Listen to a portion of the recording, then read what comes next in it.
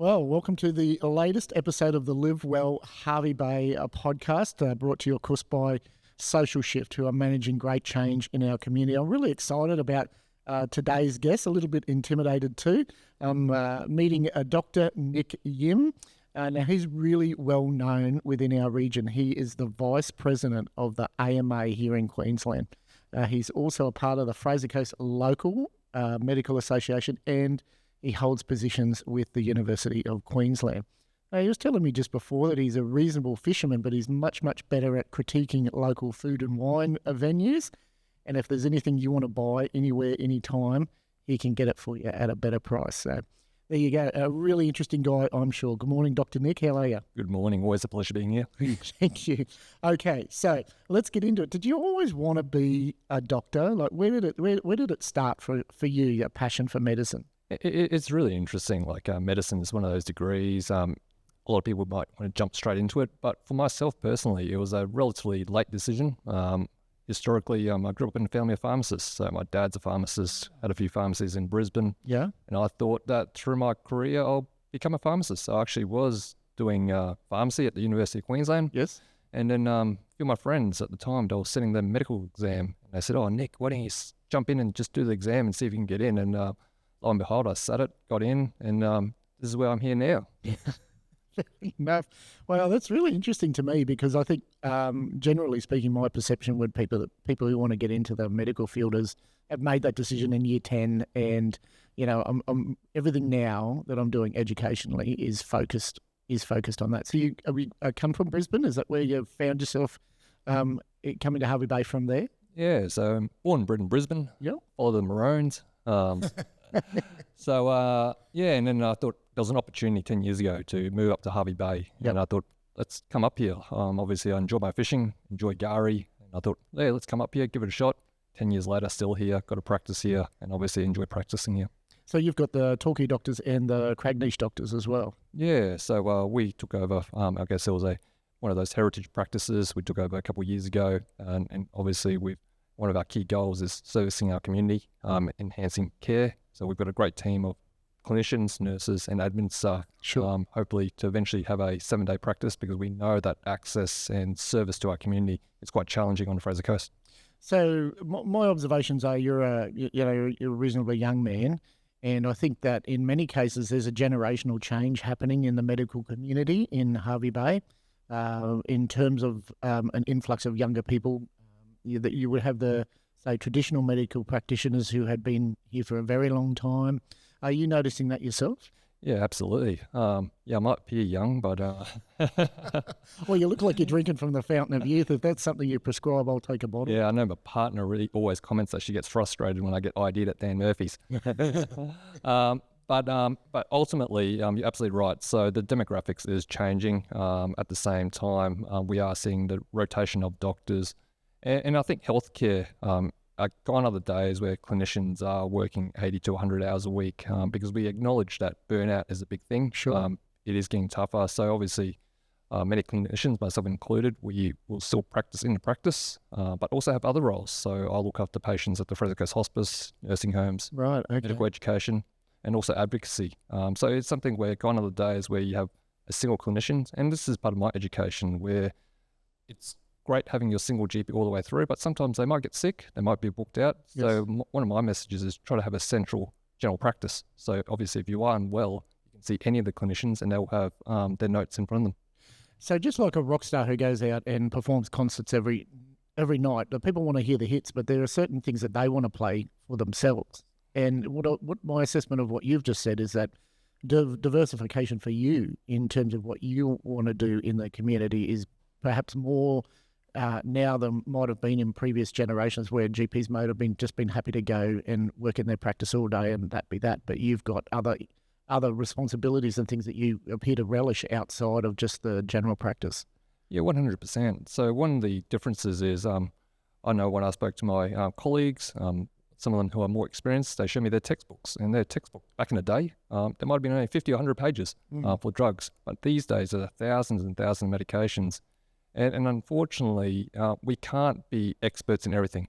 Yes. So obviously it's something where we can only subspecialize in some aspects. So sometimes and also those clinical knowledge, all those type of things is quite challenging. So research, and that takes time. That also takes a lot of clinical nous, and at the same time, we need to diversify. We do also know that if we do the same thing every day, same in your role, if you do the same thing every day, sure, you get burnt out, you get tired, and Yeah. It doesn't prolong your career when we're seeing that. Well, I think you need new interests and new stimulations. It doesn't mean that you have to step outside what's your primary field. But we've been over a few podcasts already, and a common theme about that is you always need to be learning, staying curious about things, staying nimble in the mind so that you're always getting further ahead in your career, which can only be of a benefit for the community that you serve. Let's talk a little bit about the great desire of everyone, which is to be more healthy and to live longer. And I think that is a general trend in society now, that we feel like every generation should be living longer than the one before. So do you feel like that is a common thread now? And what are some of the most basic things, like at a real core level, that people can do to look after their health? Yeah, so that's a really good question. And you're spot on in looking through some of these podcasts that we are creating. It's great that we're talking about nutrition, we're talking about exercise, we're talking about mental health. And one of the great challenges that we have from a healthcare perspective and from a patient perspective is currently a lot of the times, majority of people, when they seek a healthcare team, it's quite reactive. They might have stubbed their toe, they might have a cough, they might have chest pain, they might go see a doctor. But I guess the transition now, and this is what I'm a big advocate for, is a key thing here is prevention. Prevention is better than cure. And obviously it's just similar to the car that you buy, is you still take your car, even though it's functioning well, to the mechanic just to get those little checkups, getting the oils changed, making sure the tires are pumped up, making sure you change those wheels when you need to change them to prevent those further complications or accidents down track. Do you think that's a educational change, or do you think it's a generational change? Like in my circumstance, for instance, I think about my parents, and so when I was quite young, my father passed away, but he didn't take care of himself at all. My mum is still with me now, and she's in her 80s, and she goes to the doctor all the time. And I think that she, as time has gone on in that 30-year period, she's become more switched on to the fact, oh, hang on a minute, even though I am a bit older, I've now realised that I need to be proactive about my health. So is that a learning that's becoming a generational change, or is it just people who might be in their 30s and 40s who are now going, man, I could be the first generation who's going to live to 120, so I want to make that happen? I think it's a bit of both, and it's something like there's actually research behind this. So a lot of it comes down to, I guess, genetics. There's also how you're brought up, the social demographics, where you live, et cetera. So yes, you're absolutely correct, where a lot of it can be generational, but at the same time, it could be also based on your family history as well. So if you see your mum and dad, your grandparents, if they had a heart attack in their 50s and 60s and Yes. you're approaching 45, you might go, oh, maybe I should get those checkups done, Sure, as yeah. opposed to waiting for that heart attack. With illnesses in general, a big component, I guess, is lifestyle. They can be contributing factors to illnesses down the track. But also the big one that we can't reverse, unfortunately, is genetics and family history. A buzzword that I hear a lot associated with healthcare is stress, and how much of that contributes to ill health and wears your body down. And, you can get onto any number of sort of series on Netflix and have a look at the contributing factors that stress has on you and your longevity. Are you finding in a fast-paced world that not only do you need to manage your own stress, but you're talking to patients about tools to manage theirs? 100%. So stress, it comes down to, like, we are getting busier. That's the reality. From a healthcare perspective, in my role as a doctor, I can see my nurses, doctors, colleagues, obviously they're working more, but also there's also outside pressures, obviously improve efficiencies, obviously workforce is an issue, and that drives up stress. And that applies to other aspects of life. So we see that, say, in hospitality, we see that obviously in other workforces as well, in commercial retail, et cetera.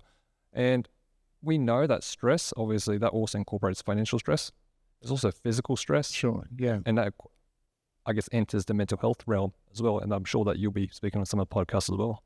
Yeah, look, we've had Darren from Fraser Cares Mates on here talking about how people are more in touch with their mental health now, and have been educated to have a conversation with a GP like you, who I would say predominantly they see maybe a half a dozen times a year, but they go into that with a relationship that's already been established, and they don't feel like there's any level of judgment, or they don't feel any apprehension towards that, as opposed to maybe just picking up the phone and calling Beyond Blue offline. And look, I'm sure they have fantastic organisations, but I don't think there's any substitute for having that face-to-face contact, particularly with someone who you've already built up a trust relationship with, because you've had a problem that needed solving, and I've come to you previously and you fixed it for me. Yeah, 100%. So it's something where that's the power of having that general practitioner. Yes. The power of having that general practice. So even though that you might not be seeing your doctor, at least when you walk into that reception room, you go, that's a receptionist that I've seen. That's a nurse that I've seen in the past. Oh, they've got a few familiar faces. So is that familiarity, which is quite comfortable for that individual? Well, I think it's genetics. I think genetically we're all dispositioned to feel safe. And when we go into an environment that we do feel safe, we are comfortable to be more open about the things that we want to talk about. Tell me about the difficulties and practicalities of running a clinic like yours, a busy clinic, where people's expectations about how fast I can get in to see the doctor. I mean, I move in social circles and people say, look, I've got a forecast I'm going to be sick in 3 weeks so that I can get in to see my doctor. Is that a practicality? Are these things that, you're at the tip of the spear of two really busy GP clinics? How do you wrestle with those implications? Yeah, so our clinic is no exception to other clinics on the Fraser Coast or across the country. Workforce is a big issue, and we acknowledge that wait times can be challenging to see your preferred doctor. Yes. I acknowledge that sometimes my wait list can be 4 to 6 weeks. Okay. But at the same time, from a clinic point of view, our wait times are relatively short. So I had a quick look at my appointment book today, and at our practice, we still had 20 appointments available. Wow. Okay. That's interesting, isn't it? Because what that says to me is that, going back to the discussion about the mental health, once someone latches onto you, they don't want to let go. They don't want to go and see anybody else who may be just as well qualified to help them. And I wonder what the drivers, the levers are that's making them make those decisions. Either A, they're not sick enough, or B, that they just feel so, that trust, that relationship bond that's been built with the GP, which is what you strive for, has now almost become similar counterproductive. Yeah, absolutely. And that's what we see. And I guess that's also historical. Yep. So it's something where it's probably a two-way street, where historically we have seen doctors holding onto their patients really, really tightly. And they say, hey, yes, see me for everything. Yes. But as you can imagine, though, a doctor can't work 24 hours a day, 7 days a week. Yeah. At the same time, we also know that the more you work, the more chance you're going to burn out. So even though inherently we try 100%, 110% to care for our patients, our community, we go above and beyond. But I think there's a growing awareness now that we do need to look after ourselves. I try to turn off my phone after 8 o'clock at night if I can. But there are some instances where I'm still at the practice at 7 o'clock at night, checking results, making phone calls, those type of things. But I think that's one of the key elements where, I guess as a community, we need to flip our mind around. So if there is an acute thing, if you can't book online, maybe give that practice a call. Majority of time, they will have emergency appointments. Yes. They will have appointments with the other clinicians. And at the same time, maybe a chat with a nurse on the phone might be quite helpful to determine, do you actually need to be seen there and then, or can it wait 24 hours, for example? Look, I find really interesting what you said before about say GPs in the past have held that book of clients, really close to themselves, and, just see me, don't talk to anybody else. And I wonder whether from a patient's perspective, like we have adult children, and, if they needed to go to see a GP, they would go to the first available, wherever it is, whenever it is.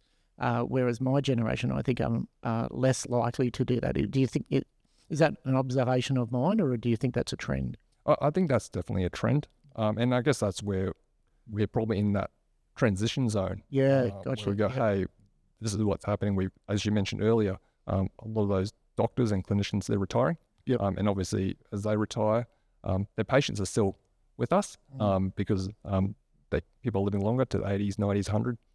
Obviously, that's where that transition, that new GP is. thinking about what your comments about how you need time for yourself and you need to switch off and turn your phone off. How many times do you go to a barbecue on a weekend and somebody says, "Hey Nick, can you just have a look at this for me?" And Interesting to say that. It's something where it's often actually friends and families that do that. And as a clinician, I develop strategies really early on. imagine you would. Yeah, because ultimately it's like having that side consult is not effective. You're not in the right clinical space. You don't have the right tools of the trade. Yeah. And you're just making a very, very side judgment call what it is. Yep. So I learned very early stage that I tell my friends and family, hey, it's probably something nasty. Go check it out, even though it probably isn't. So it's something where, and after a while they realize, I'm going to stop asking Nick. Because he always tells me it's something nasty and it freaks me out. Exactly. Yeah, fair enough. Let's talk about a couple of trends that, we've seen come into vogue in recent times. And I suppose one that's always at the top of the pops at the moment is vaping. And I've written a couple of pieces about it in the paper. Like if I go in the front doors at Stockland, no one can blow a cigarette in my face, but they can blow vape in my face and I don't like it. So I'm wondering if you have a view on that, or what's the research around vaping, or are we just too early in the piece to understand what the long-term ramifications might be? Yeah, so like I've written a few things on vaping and also done a bit of media on vaping. Also worked with some of the local schools on vaping. I think we need to go back and look at why was vaping initially produced and who is producing these products. And who's benefiting. From a medical point of view, vaping is not the first, is not the second, is not the third line in quitting cigarette smoking. There's many, many other gold standard strategies to quit cigarette smoking, and vaping isn't one of them. We are seeing younger and younger people taking up vaping and becoming addicted to nicotine. Yes.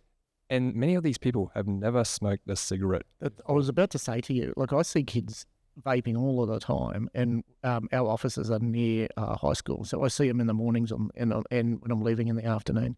I'm pretty sure they weren't a pack-a-day smoker before they decided it was cool to start vaping. So I wonder is that a social thing that's driving them? I think it's probably social, but it probably initially started as peer pressure. Yeah. Obviously, when I was at school, often there are things that come through the schools, like whether it be cigarettes, maybe a bit of alcohol, the next level, gum or kablooey, those lollies. I think it's something where it's the same process as occurring now. So you might get started initially with maybe someone bringing a vape product to a school, like they see my older brother, older sister at home vaping, and a young teenager might be trying vaping. So it comes down to, I guess, community education, home education, and also there's elements of compliance, but obviously it needs a multifaceted approach to, I guess, reduce the amount of vaping in our society. And unfortunately, what I'm seeing is it's actually a big uptake in young teenagers and also young adults. I think the government's trying to play their part, and they're trying to, but I think the genie's out of the bottle, so to speak, in many aspects. And there'll be a lot of people watching this podcast of all different age groups. And I suppose in terms of vaping, we're probably primarily talking about a younger cohort, I would imagine. And if my assessment is correct, I would say that you would be probably leaning more to don't do it than do it. 100%. So don't pick it up. We know that nicotine is highly addictive. So when people try to, I guess, stop and withdraw nicotine, they do get symptoms. So it might affect their sleep, might get anxious. And that's what often drives them to go back to vaping or accessing nicotine. So preferably don't start it. That's a good idea. You're probably better positioned than most people to have a helicopter view of what's happening in healthcare or right across the Fraser Coast region. And one of the things that I suppose people get most concerned about is, can I get into the emergency department when I go to the hospital? And how long do I have to wait for an ambulance? And, it's really easy to beat up ambulance ramping on the 9 News every night. And it's how much of that is fact and how much of that is fiction? And I have a media organisation, so I understand how things work. And a headline is better than, oh, look, nobody had to wait today. Well, that's not really an interesting story, is it? So what do you think the state of healthcare as a general overview is on the Fraser Coast? So I think to reiterate that Australia, Queensland, the Fraser Coast, we actually have first-class healthcare when we're compared to other regions across the world. So we do have relatively affordable healthcare. I acknowledge that there is the increase in costs, et cetera, et cetera. But the state of healthcare on the Fraser Coast, there are things that we can definitely work on. We know that our population has grown significantly over the past 5 years. But one of the great challenges that we do have is that with our health workforce, that we're short. And across the whole country, we're short in the workforce. So it's one of those areas where often people are, I guess, can chase around the town, chase around the country, or where they want to work. To answer the question about ambulance ramping, that is a challenge, but it's not the problem with ambulances. It's not the issue with emergency. It's actually a health system issue where there's flow that's unaffected. So obviously, if an ambulance can't get into emergency, that's often the reason because there's people stuck in emergency. I understand. And that often means that people are stuck on the wards, on the bed. Yes. So they can't get them home. So it's not just one fix, but one area that I guess where we're advocating on is looking at a whole system approach. AMAC Queensland, we are looking at making sure that there are, I guess, a health workforce study to see where the deficiencies are. So what we're seeing at the moment, obviously there's many health workforce made in metropolitan areas. Yes, there is a shortage, but obviously that shortage is, I guess, emphasised in the regional and rural areas too. So you're running two really busy practices, and I would imagine, like every other business in Hervey Bay, you might find it difficult from time to time to attract staff. And I would say staff in the medical community even perhaps more so. And are you seeing a trend that this comes down to affordable housing, availability of housing? I know we attended a real estate function recently where a demographer was there talking about how the average age of someone in Hervey Bay, the median is 55 versus the state average is 37. So over time, we're going to need more young people to come into Hervey Bay with affordable housing. They're going to be able to service the health needs of the older people. But that's becoming a bit of an issue because there's no housing here, and Hervey Bay has undergone so much growth in the last 2 years. Council are bringing their 30-year horizon through to 10 years, and affordable housing now is almost no longer affordable. So what sort of a challenge, I guess, again, for the health sector does that put into play when it's really difficult for us to attract people here because they can't afford to live here or can't have access to housing? Yeah, 100%. So I guess this is where the community and where we need to determine where we see ourselves in maybe 10, 20 years. Sure. What are the predictions moving forward? And housing is a big issue. We also need to reflect on our workforce. Often there is more of a fly-in, fly-out workforce now. A lot of our subspecialties might come up for a week, yes, home for a week, all those type of things, and they need to be accommodated for as well. So I guess short-term housing, obviously affordable housing, and some of those housing opportunities might not be a house. It might be, say, apartments, all those type of things. So, for example, when people do come up, sometimes they prefer to have maybe a 2-bedroom apartment as opposed to, say, a 4-bedroom home. Sure, yeah. Yeah, look, I've lived in Hervey Bay now for almost 16 years. My wife is, she was born in Maryborough because there was no maternity hospital in Hervey Bay, so that's how long she's been here. And when I first came here, if you wanted to see a specialist, you pretty much had to go down to Brisbane. But that's really changed now. And, I'm mixing a circle of lots of people my ages, and, we're probably starting to get into that period of our life when we're going to see specialists more often. And it doesn't seem to be an issue anymore to be able to see that person that you need here locally, which is only a great benefit to everybody in the community. Yeah, 100%. So the specialists that we do have visiting the Fraser Coast or residing on the Fraser Coast, they're top notch. It's something where it's amazing. Like even in the past 10 years that I've come up here, the number of cardiologists has increased. We've got respiratory physicians. We've got urologists. We've even got some visiting plastic surgeons. I think it's something where we acknowledge in the public sector, they might not have those services at this point in time, those subspecialties, and that's due to funding, state funding, federal funding. But at the same time, if you do need to see someone publicly, you got to have that long drive down the highway, down to Brisbane, 3.5 hours. You might find from a time and cost point of view, it actually might be cheaper to see someone locally on a private level for a consultation. Yeah, that's a practical approach. Tell me about your goals and inspirations, because obviously you've started out in your working life thinking you're going to go down the pharmaceutical route, and then you've firmly established yourself as not only a very well-respected GP in this community, but also in the broader medical community itself, and holding high positions in many bodies who oversee that. Where do you see yourself going? What are the things that you want to achieve as you move forward? Yeah, so with regards to, I guess, moving forward, it's something where I like to have things like a whole system approach. So whilst I acknowledge that as a GP, I can treat one patient, two patients, but I think ultimately, not just on the Fraser Coast, across the whole country, and obviously in Queensland, we need to see a health system change. And I guess moving forward, I'd like to see, I guess, myself get into a few more advocacy positions. Sure. Obviously this year, one of the big plans is hopefully aim for the AMA Queensland presidency role, and looking at maybe continue that advocacy, not just on a local level, but expand it into the state level. So we regularly have meetings with the state health minister, state premier, also the opposition health minister and opposition leader as well.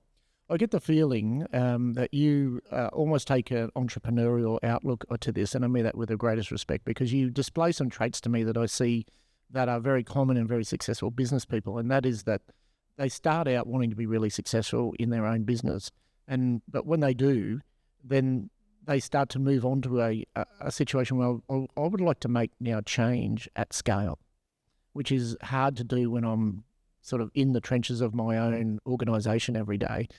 But when I see the bigger picture, and which is hard to do when you first come into it, but when I start to see the bigger picture, now I want to make some real change in my industry at scale, whether that be regionally, in state, or across the nation. And I get a real sense from you that that's something that would be really attractive to you to be able to make that change at a much deeper level.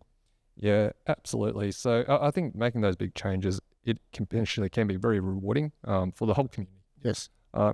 And it's convincing stakeholders, government, federal and state and local government, that we do need big investment. So it's one of those situations where we can always be reactive, but the way moving forward, especially in healthcare, is being preventive. So you strike me as a fairly fit-looking young man. So what are you doing in your spare time when you're not? Yeah, it's something where genetics does play a big role. Oh, is it? Okay. I'll give that to my parents. But at the same time, I do ensure that I play a bit of touch footy. So Monday nights is touch footy night, so you might see me down on the touch footy fields running around, being huffed and puffed. But walking the dogs, and also I enjoy a bit of fishing as well. So obviously for those fishermen out there, when you're out on the boat or something like that, or even walking up and down the beaches, that's a good form of physical activity. Well, okay. When was the last time you caught like a decent fish? I'm not talking a baby whiting, but something you could brag about. To be honest, I think I went out 4 weeks ago and I just got sick of catching school mackerel. Fair enough. Good answer. Okay. Let's switch gears and just get into something a little bit more light. What's a piece of advice you'd go back and give your younger self if you had the opportunity to do so? Yeah, it's something that's interesting. I remember I was thinking about this actually about last night actually, and when I was in grade 6, I think Paul Keating was Prime Minister, and I told my mum, I said, I want to be Prime Minister one day. Is that right? Yeah, it was quite interesting, and it's something where I think if I would give my younger self advice, I'd say it's something where don't look too far forward, be in the moment, enjoy the things that you are enjoying right now, and I guess value those memories, because you don't know if, for example, your life cuts short, but at the same time, you do want to be in the moment, enjoy yourself. That's been a common piece of. I've asked most people that question over the course of this podcast series, and two things have come up: live in the moment, don't think about tomorrow, and don't worry about yesterday. And do something that gives your life purpose. If it gives your life purpose, you'll always be happy doing it. It's a Friday night and you don't feel like cooking, what's your go-to takeaway? Oh, it's really tricky because I actually enjoy cooking. Oh, well, you're the second guy that we've had on here. So Luke Schoff, the principal of St. James Lutheran College, he fancies himself as a bit of an amateur Gordon Ramsay, so you sound like you might be in the same barrow. Yeah. I do enjoy the cook. But say if it's Friday night, not too sure, I try to avoid actually takeaway, to be honest, purely because if I was going to go out to eat, I'd rather go out to eat because it just means I don't need to wash up. So on the Fraser Coast, might drop by Barsoma. They do a good job there, or down at Odyssey maybe, one of those things. But yeah, we try to avoid too much takeaway. Fair enough. You're down to your last $10. What do you spend it on? Oh, really tough question on that one. Last $10. I'll probably get a good coffee. I've never had a cup of coffee in my life. Haven't you? No, I love a cup of tea. I'm going to have 6 cups of tea a day, but never a cup of coffee. Yeah, no, coffee, definitely. I think $10 coffee would be fine for me. Well, Dr. Nick, it's been an absolute pleasure to speak to you. Undoubtedly a huge asset for us here on the Fraser Coast. Thank you for everything that you're doing in the medical space. No, always a pleasure. Thanks for having me on.